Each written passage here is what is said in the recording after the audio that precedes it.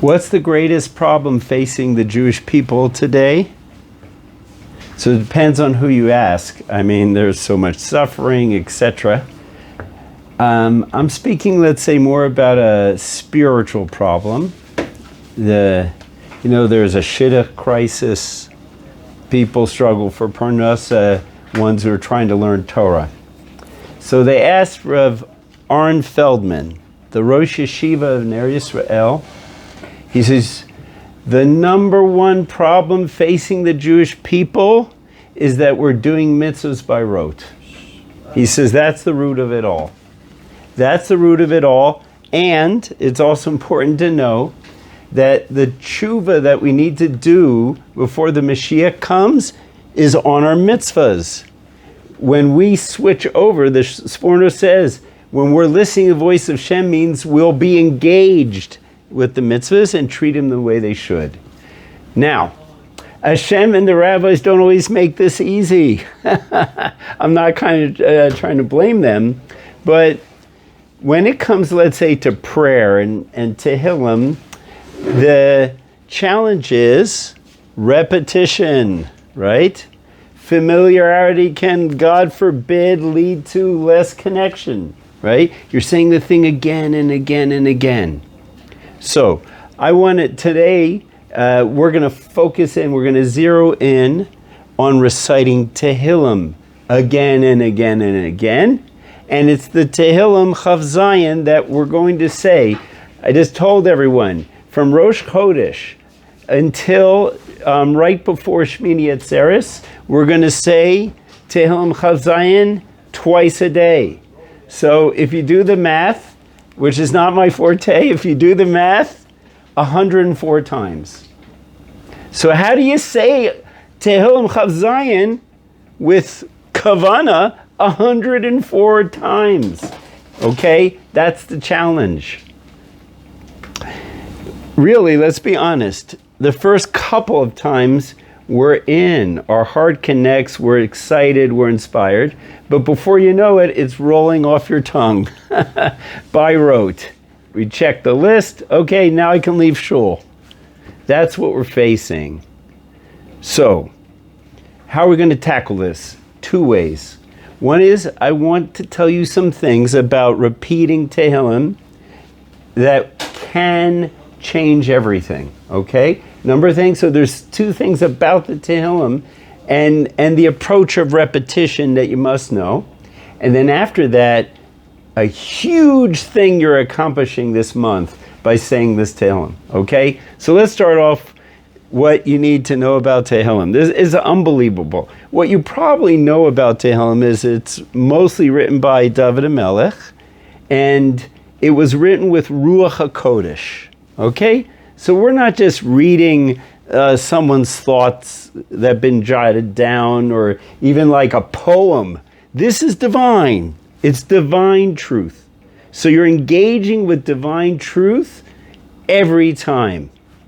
And the Gra says something amazing. He says this by Mishlei. It's really kedai to hear it there too. Shlomo Melech, David Sen wrote Mishlei, right? And how did Shlomo Melech rank in terms of wisdom? Does anyone know? Number one. He was number one. And by the way, it's not just like somebody says it. It's in the Navi. The Navi said, there will be no one walking the face of the earth as wise as David HaMelech. Now, Shlomo Melech, thank you. But now the thing is this, the Gra kind of deals with this implicit question. If it's Ruach HaKodesh, Mishlei is also Ruach HaKodesh, divine truth, what difference does it make how wise you are? You're saying divine truth. So the Vilna Gaon says, there are levels of Ruach HaKodesh. So when the wisest person on earth has divine inspiration, whoa, what wisdom is there? Now, there really, it's hard to say there was ever a greater chassid than David HaMelech, meaning there was no one more pious and holy. So the Ruach HaKodesh, in his words, are unbelievable. You know, the Mashiach is coming from him, okay? So first of all, you have to just realize what you're dealing with. But you have to remember that, you have to remind yourself, I'm dealing with Ruach HaKodesh, crafted by one of the holiest, closest people to HaKadosh Baruch Hu ever, okay? So, you hear it? So don't treat it lightly. That's number one, okay? Is realize what the content is. Now, this next thing, Rev. Avigdor Miller saw this in Messiah Sharm. This makes it even more unbelievable. Says the Ramchal, if you approach Tehillim, like with a state of serious and investigation, like you immerse in it, you do kind of when you're reciting, okay? Guess what? This is incredible. The midos, the emotions of David HaMelech rub off on you. You hear this? The Ramchal says the ahava he had, the love, the devekis, the yiras Hashem of David HaMelech, if you take it seriously, it evolves you. You become part. It becomes part of your neshama. Isn't that incredible? Now that's the Messiah Sharm telling you this. You hear? So that's what we're doing now. This is the first general point when you're reciting. Apply this to your Psuki de Zimra as well. Okay? Apply it to Ashrei. It's the same point.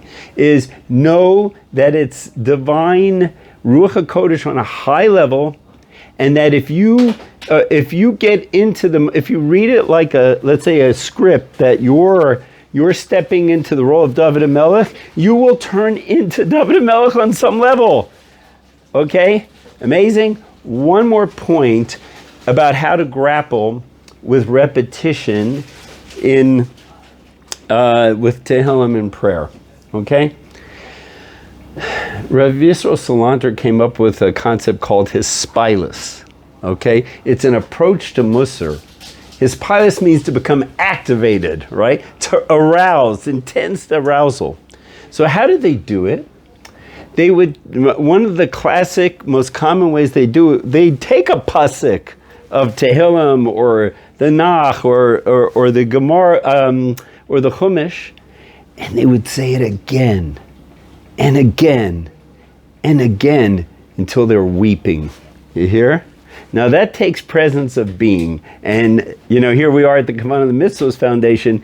I'll tell you what, having presence of being, what mitzvah that is. But you hear this, you keep going again and again until it melts your heart. And I don't know who to attribute this to. I saw it in the Art Scroll Siddur. It says, to put these words al levavecha. Why? When you know something by heart, right, Baal Peh, you know something by heart, that means you're repeating it again and again. You know it, right? So it says put it on your heart. Why? Because if it's constantly there, when your heart opens, it's going to go in. Okay? So we have to have faith. We have to have emunah that if we keep these words on our heart, they're going to go in our heart. Okay? But there's one little catch, meaning there's one extra requirement here. Hashem gives you a chance to opt out all the time, okay? To be present in the mitzvah, to be present in the presence of Hashem is a choice. If you make the choice, you mekayim b'charta b'chayim, choosing life. You hear this? The reason it's a constant mitzvah, right? You have a constant chance to check out. And so when you stay in or check in, you're fulfilling the mitzvah of b'charta b'chayim, and have that in mind. Okay? That's part one. This is a general strategy to engage in things you have to repeat, especially when it's Tehillim, Psuki de Zimra. So I'm just going to review that, and then we're going to go to the bombshell angle for this. But let's just review it again. Number one, you have to realize that the author first of all, had divine Kodesh, but he was on a level of holiness that makes it gigantic. It was one of the most pious people that ever existed, okay? And then we have the promise of the Ramchal that if you engage in it, it rubs off on your neshama and you will acquire these lofty emotions. And then finally is just know that repetition can go two ways. If you choose life, then the repetition will be hovering around your heart until your heart opens up and it goes in. And that would be the greatest celebration you could have during these times, okay? So that's part one.